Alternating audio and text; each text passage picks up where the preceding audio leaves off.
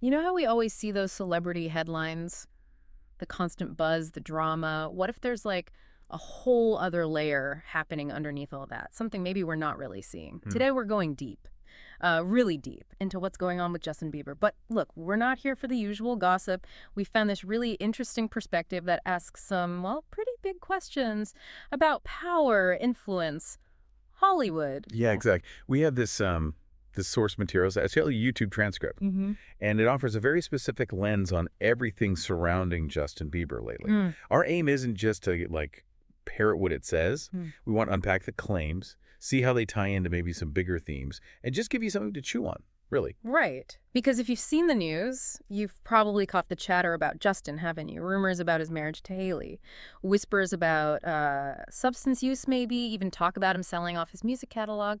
But this source we're looking at, it argues these aren't just random bits of gossip, they suggest something. Well, something much more deliberate is happening. And that's the core of it, isn't it? It's crucial to get what they're arguing right from the start. This source claims Justin and Haley Bieber are actually targets of what they call a black propaganda campaign. It's a really strong claim. And that's basically the central idea we're diving into today. Okay, let's dig in then.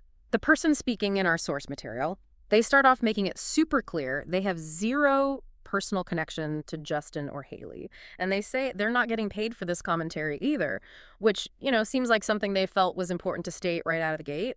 It definitely seems that way. And like we said, building right off that is the main argument, this black propaganda campaign. Hmm.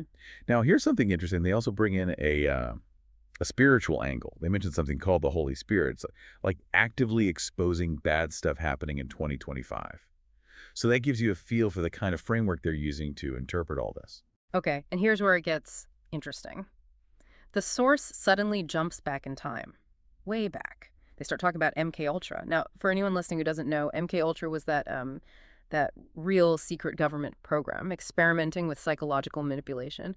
The source even mentions that book, Hollywood Babylon, kind of suggesting maybe similar tactics are used, in the entertainment world. Yeah, it's quite a leap they make there. Yeah. But it's fascinating how they try to bridge that history to things happening more recently. They bring up Kanye West and that whole story about the text message, supposedly from his trainer, Harley Pasternak. Mhm. And the source really zooms in on Pasternak's background. They claim he had links to some military program Hmm. involved in psychological medicine, maybe even with ties back to MK Ultra. Wow.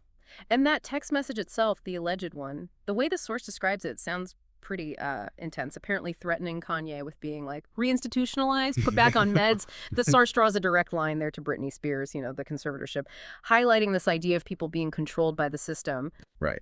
And this is where the source kind of builds their case, that maybe society as a whole is waking up to, a dark side of psychological methods, and how these methods could be combined with, say, a mainstream media influence. They even point to things like mass psychosis during COVID as maybe an example of how manipulation can spread. So how does this all loop back to Justin Bieber? Well, the source shifts gears then, focusing on the whole child star experience in Hollywood. They talk about Justin Start, that young kid on YouTube, super talented. The source even includes a little audio clip of young Justin singing. It really takes you back, reminds you of that sort of innocent beginning. hmm And to really hammer the point home, they bring in maybe the biggest child star ever, Michael Jackson. Again, there's a quick audio snippet of young Michael singing, just emphasizes that incredible early talent. It sets up this really powerful parallel that the source clearly wants the listener to think about. So the source then gives their take on Michael Jackson's public life. For like 30 years, adored, right, globally. But then according to this source, almost suddenly he's hit with these really damaging accusations, pedophilia, anti-Semitism, and that led, in their view, to his public image crumbling and, well, eventually his death. Yeah, they specifically revisit those 1993 allegations, the ones involving Jordan Chandler, whose father, Dr. Evan Chandler, was a dentist and screenwriter. The source really stresses that the initial police investigation apparently found no physical evidence, and it was closed. But, they point out, the negative media story just kept going, didn't it? And there's another layer the source adds. They talk about Michael's sister, LaToya Jackson, how she initially went public saying he was a pedophile, but then later took it all back. She apparently claimed her husband at the time, who the source describes very specifically as a Jewish Russian immigrant who changed his name a lot, forced her to say it. It's a really unusual detail they highlight. Definitely strange. And what's presented as a really key part of the story is how Michael Jackson supposedly met Jordan Chandler in the first place. It was apparently because Michael's car broke down. He met David Schwartz, who owned a rent-a-wreck, and his wife, June Chandler Schwartz, who was Jordan's mom. And this led to Michael becoming really close friends with young Jordan. But then the narrative shifts when Jordan's biological dad, Dr. Evan Chandler, gets involved. He reportedly didn't like the friendship, and eventually he's the one who made the accusations. But here's a detail the source finds really significant. About a year after the allegations surfaced, Jordan Chandler actually emancipated himself from both parents. That is pretty striking, isn't it? And the source suggests that's potentially quite telling. And to make it even more complex, the source says Jordan later got a restraining order against his own father, alleging his dad tried to hit him with a weight. Okay, brace yourself, because this is where the source's account gets incredibly dark.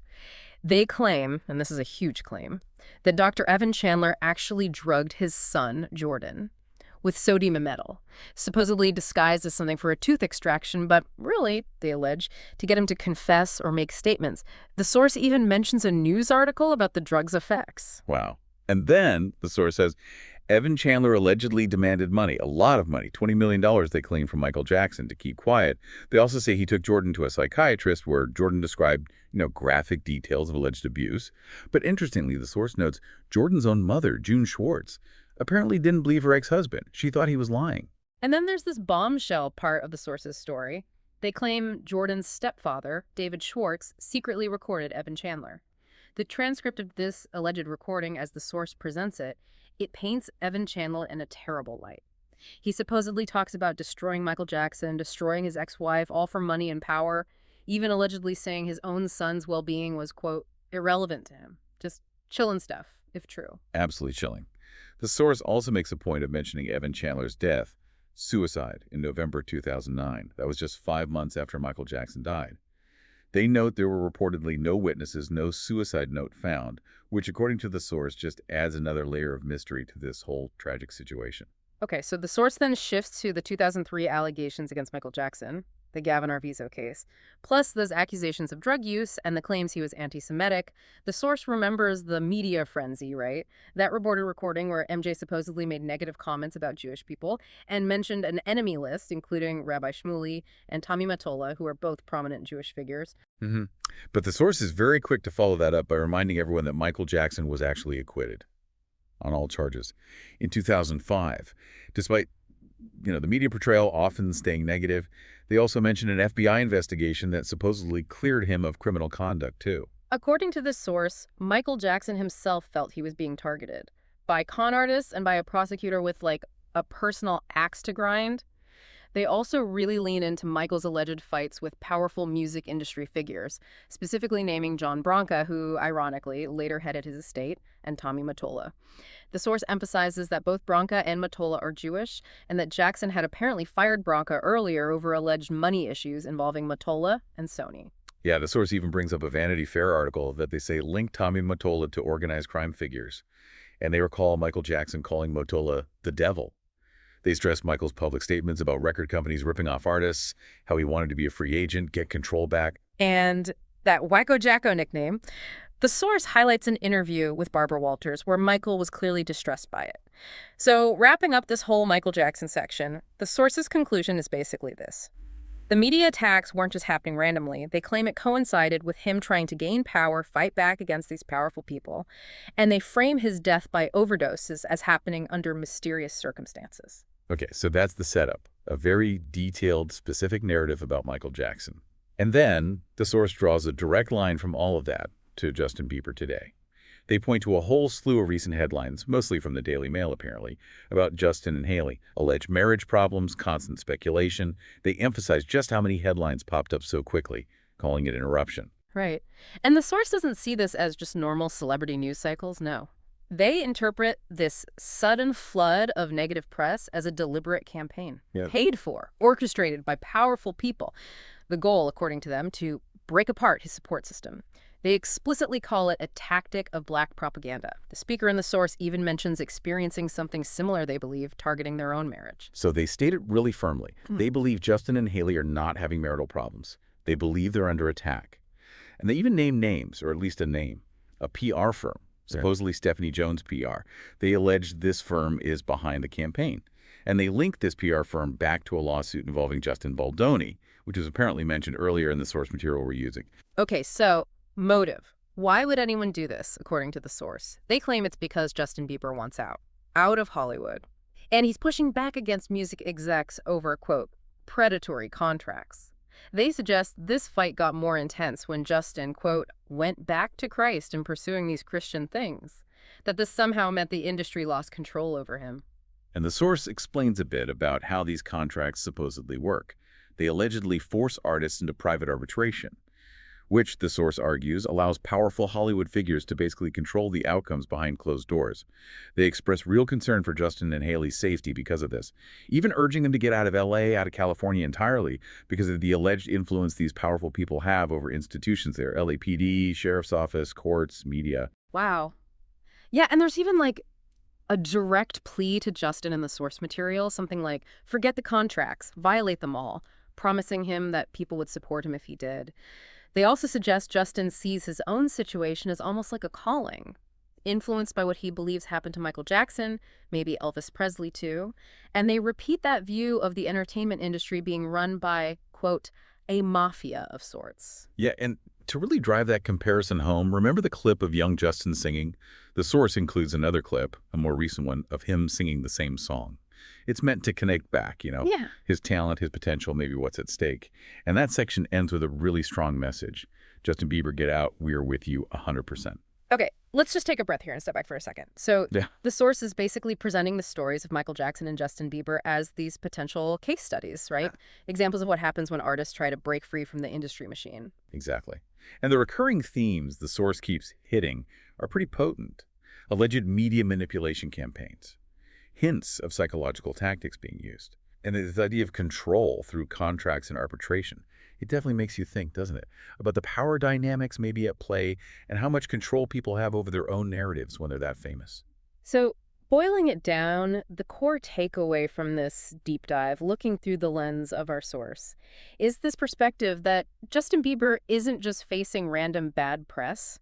He's potentially under a coordinated attack because he's fighting for independence, and that this whole situation mirrors, allegedly, patterns seen with other major artists like Michael Jackson who challenged the system. Which leaves us with a pretty big question to ponder, Yeah. really. How much of the celebrity news we consume actually reflects reality? And what could be happening, beneath the surface of these incredibly public lives? It certainly encourages a more critical look at the media narratives we're fed, I think. Definitely. And if this dive sparked your interest, maybe look into some of these things further. You could research Michael Jackson's history yourself, read about media manipulation theories, think about those power structures in entertainment. There's a lot there. Absolutely. Unpacking these complex situations, it often raises more questions than answers. But maybe that's the point. In a world just flooded with information, being able to think critically, to question what we see and hear, that feels more important than ever.